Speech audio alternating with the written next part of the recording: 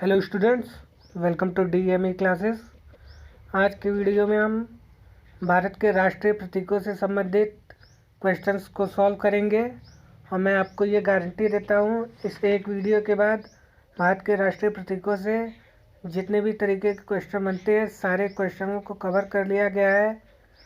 इससे ज़्यादा आपको भारतीय राष्ट्रीय प्रतीकों से कोई प्रश्न नहीं पूछा जाएगा, तो आप इस वीडियो को पूरा देखें और हमें कमेंट में करके ज़रूर बताएं कि आपको वीडियो कैसा लगा।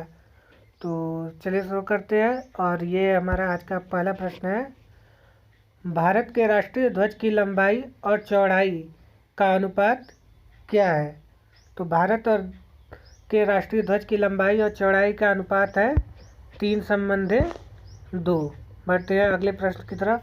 अगला प्रश्न है, भारत के राष्ट्रीय ध्वज की चौड़ाई और लंबाई का अनुपात क्या है? अब देखिए यहाँ पर प्रश्न पलट दिया है, वहाँ पर हमसे पूछा था लंबाई और चौड़ाई की। तो आपको हमेशा ध्यान रखना है जो लंबाई है वो ज़्यादा रहती है और चौड़ाई कम। तो यहाँ पर जब चौड़ाई और लंबाई का पूछ दिया है तो यहाँ पर हो जाएगा 2:3। देखिए अक्सर ही स्टूडेंट इस बात में गड़बड़ी कर देते हैं, तो इस बात को ध्यान देना है। अगला प्रश्न देखते हैं। तीसरा प्रश्न है हमारा, भारत के राष्ट्रीय ध्वज के मध्य में बने धर्म चक्र प्रयुक्त का रंग क्या है? जो बीच में 24 तीलियों वाला अशोक चक्र होता है वो किस रंग का होता है? समुद्री नीला, गहरा नीला, काला या हरा? तो ये हमारा गहरा नीला होता है। आगे हम देखते हैं अगले प्रश्न की तरफ। भारत के राष्ट्रीय ध्वज के चक्र में कितनी तीलियां होती है? 20, 22, 23 या 24? ये देखिए सिंपल प्रश्न से ही मैं स्टार्ट किया ताकि आप सभी को कैप्चर करने में आसानी हो। तो 24 सभी को मालूम है। अगला प्रश्न है, स्वतंत्र भारत के राष्ट्रीय ध्वज का डिजाइन निम्नलिखित में से किसने किया था? महात्मा गांधी, बंकिम चंद्र चटर्जी, रविंद्रनाथ टैगोर, पिंगली वेंकैया। तो देखिए जो हमारा राष्ट्रीय ध्वज का डिजाइन है वो पिंगली वेंकैया ने डिजाइन किया था। तो बढ़ते हैं अगले प्रश्न की तरफ। अगला प्रश्न है हमारा, भारत का राष्ट्रीय गान नेशनल एंथम क्या है? तो भारत का राष्ट्रीय गान है जन गण मन। बढ़ते हैं अगले प्रश्न की तरफ। भारत के राष्ट्रीय गान के रचयिता कौन है? बंकिम चंद्र चटर्जी, रविंद्रनाथ टैगोर, सरोजिनी नायडू, अरविंद घोष। तो देखिए भारत के राष्ट्रीय गान के रचयिता है रविंद्रनाथ टैगोर। और जब राष्ट्रीय गीत की बात आती है तो राष्ट्रीय गीत के रचयिता है बंकिम चंद्र चटर्जी। तो है आगे, राष्ट्रीय गान जन गण मन सर्वप्रथम कब गाया गया था? देखिए जो हमारा राष्ट्रीय गान जन गण मन है वो 1911 के कलकत्ता अधिवेशन में पहली बार गाया गया था। तो यहाँ पर हम देखें चारों ऑप्शन के बारे में, तो ये हमारा पहला ऑप्शन है 1911 कलकत्ता। तो ये हमारा राइट आंसर हो जाएगा। बढ़ते हैं अगले प्रश्न की तरफ। भारत के राष्ट्रीय गान जन गण मन को संपूर्ण रूप में गाने में कितना समय लगता है? तो हमारे जो राष्ट्रगान है उसको गाने में हमारा 52 सेकेंड का समय लगता है। बढ़ते हैं अगले प्रश्न की तरफ। भारत का राष्ट्रीय गीत है, तो हमारा राष्ट्रीय गीत है वंदे मातरम। देखिए वंदे मातरम बंकिम चंद्र चट्टोपाध्याय द्वारा संस्कृत बांग्ला मिश्रित भाषा में रचित है। इस गीत का प्रकाशन 1882 में अपने उपन्यास आनंद मठ में अंतर्निहित गीत के रूप में हुआ था। इस उपन्यास में यह गीत भावानंद नाम के सन्यासी द्वारा गाया गया है। इसकी धुन यदुनाथ भट्टाचार्य ने बनाई थी। इस गीत को गाने में 65 सेकंड का समय लगता है। अगला, भारत के राष्ट्रीय गीत के रचयिता है। तो देखिए भारत के राष्ट्रीय गीत के रचयिता, अभी हमने 2-3 बार इस बात को डिस्कस कर लिया है। तो हमारे राष्ट्रीय गीत के रचयिता है बंकिम चंद्र चटर्जी। अगला प्रश्न है, भारत के राष्ट्रीय गीत के गायन की अवधि है। तो हमारे राष्ट्रीय गीत गायन की अवधि जो है वो है 65 सेकेंड। बढ़ते हैं अगले प्रश्न की तरफ। भारत के राष्ट्रीय गीत वंदे मातरम को सर्वप्रथम कब गाया गया था? तो देखिए हमारा जो राष्ट्रगान सबसे पहले गाया गया था वो 1911 कलकत्ता अधिवेशन में गाया गया था, और जो हमारा राष्ट्रीय गीत वंदे मातरम है उसको सर्वप्रथम सन 1896 में गाया गया था। देखते हैं इसके बारे में कुछ बात कर लेते हैं। बंकिम चंद्र चट्टोपाध्याय द्वारा लिखित वंदे मातरम गीत भारत का राष्ट्रीय गीत है। बंकिम चंद्र चट्टोपाध्याय ने 7 नवंबर 1876 ईस्वी को बंगाल के कांतलपाड़ा नामक के गांव में इस गीत को लिखा है। वंदे मातरम गीत के पहले 2 पद संस्कृत में तथा बाकी 2 पद बांग्ला भाषा में थे।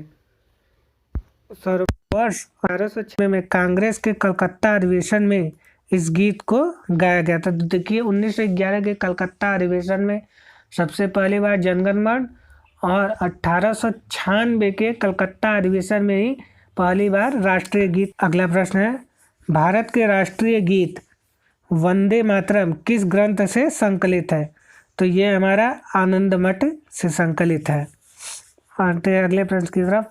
आकाशवाणी और दूरदर्शन के दैनिक कार्यक्रमों की शुरुआत किस से होती है? तो देखिए जो हमारा आकाशवाणी है आप लोगों ने शायद नहीं सुना होगा, लेकिन कई लोग सुनते हैं, जो हमारे सीनियर्स हैं वो ज़रूर इसको डेली सुनते हैं। तो जो आकाशवाणी और दूरदर्शन के पहले जो कार्यक्रम होते थे उसकी शुरुआत हमेशा राष्ट्रगीत से होती है। अब पता नहीं इसका चलन है, क्योंकि अब ज़्यादातर लोग इनको देखते नहीं हैं, पर क्वेश्चन है तो इसको सॉल्व होता। अगला प्रश्न है 16वां प्रश्न है ये, भारत में सारनाथ स्थित राष्ट्रीय स्तंभ का कौन सा भाग राष्ट्रीय प्रतीक के रूप में लिया गया है? तो इसका शीर्ष भाग जो सारनाथ में है, सारनाथ स्थित राष्ट्रीय स्तंभ शीर्ष भाग राष्ट्रीय प्रतीक के रूप में लिया गया है। सारनाथ स्थित स्तंभ के शीर्ष पर 4 शेर बैठे हैं और सभी की पीठ एक दूसरे से सटी हुई है। सारनाथ के अशोक स्तंभ को भारत ने राष्ट्रीय प्रतीक के रूप में अपनाया है। बढ़ते हैं अगले प्रश्न की तरफ। भारत के राष्ट्रीय प्रतीक में निम्नलिखित में से कौन सा पशु दृष्टिगत नहीं है? तो जो है सिंह है, ये सिंह तो चारों है। सांड उसके नीचे वाली पट्टी पे देखेंगे तो सांड और घोड़ा है, लेकिन जो हिरण है वो दृष्टिगत नहीं होता है। बढ़ते हैं अगले प्रश्न 18वें प्रश्न की तरफ। भारत के राष्ट्रीय प्रतीक चिन्ह में कितने शेर दिखाई देते हैं? तो देखिए सब हमें तो मालूम है कि उसमें 4 शेर होता है, लेकिन जब आप उसे फ्रंट से देखेंगे तो आपको केवल 3 ही शेर दिखाई देंगे। 19वां प्रश्न, भारत का राज्य चिन्ह अशोक महान द्वारा सारनाथ में स्थापित सिंह स्तंभ से लिया गया है। इस राज्य चिन्ह के मूल स्तंभ में कितने सिंह हैं? देखिए यहाँ पर पूछा है कितने हैं, तो यहाँ पर होगा 4, और वहाँ पर भाई कितने दिखाई देते हैं, तो हमें दिखाई केवल 3 ही शेर देते हैं। भारत के राष्ट्रीय संवत के रूप में किस संवत को मान्यता दी गई है? तो भारत का राष्ट्रीय संवत है शक संवत। बढ़ते हैं अगले प्रश्न की तरफ। शक संवत पर आधारित राष्ट्रीय पंचांग प्रथम मास होता है। तो जो शक संवत है उसके अनुसार प्रथम मास हमारा चैत्र होता है। अगले प्रश्न की तरफ। शक संवत पर आधारित ये तो अगला प्रश्न है, शक संवत पर आधारित राष्ट्रीय पंचांग का अंतिम मास कौन सा होता है? तो अंतिम मास जो होता है वो होता है फाल्गुन, यानी जिस महीने में होली मनाई जाती है। बढ़ते हैं अगले प्रश्न की तरफ। भारत का राष्ट्रीय पशु है, तो भारत का राष्ट्रीय पशु बाघ है। देखिए बहुत सारे जल्दबाजी में बच्चे अक्सर इसको गलत कर देते हैं, सिंह कुछ बच्चे मान के चले आते हैं। जैसे इजी क्वेश्चनों में ऐसी गलतियाँ हो जाती है। तो आगे देखते हैं। बाघ से पूर्व भारत का राष्ट्रीय पशु था, तो बाघ से पहले भारत का राष्ट्रीय पशु सिंह था। भारत का राष्ट्रीय पक्षी है, तो भारत का राष्ट्रीय पक्षी मयूर या मोर है। ये देखिए अभी मोर की बात करें तो भारत का राष्ट्रीय पक्षी मोर है। इसका वैज्ञानिक नाम पावो क्रेस्टिटस है। भारतीय वन्य प्राणी सुरक्षा अधिनियम 1972 के तहत इसे संरक्षण प्रदान किया गया है। राष्ट्रीय पुष्प कमल है, राष्ट्रीय वृक्ष अशोक, राष्ट्रीय फल आम और राष्ट्रीय वाक्य सत्यमेव जयते है। बढ़ते अगले प्रश्न की तरफ। भारत के राष्ट्रीय आदर्श वाक्य क्या है? तो भारत का राष्ट्रीय आदर्श वाक्य है सत्यमेव जयते। तो आज का ये वीडियो यहीं पर समाप्त करते हैं। आज हमने राष्ट्रीय प्रतीकों से संबंधित लगभग 26 प्रश्न हल किया है और मैं आपको ये गारंटी देता हूँ कि राष्ट्रीय प्रतीकों से इससे ज़्यादा प्रश्न नहीं पूछे जाएंगे। ये आपके मोस्ट इम्पोर्टेंट प्रश्न है। अगर कभी किसी एग्जाम में इस टॉपिक से प्रश्न उठाए गए तो इन्हीं 26 में से एक होगा। आशा करता हूँ आपको ये वीडियो अच्छी लगी होगी। वीडियो अच्छी लगी तो वीडियो को लाइक करें और चैनल को सब्सक्राइब करना ना भूलें। आप ऐसे ही सपोर्ट करते रहेंगे तो मुझे आगे भी ऐसे वीडियो बनाने में मदद मिलेगी। धन्यवाद।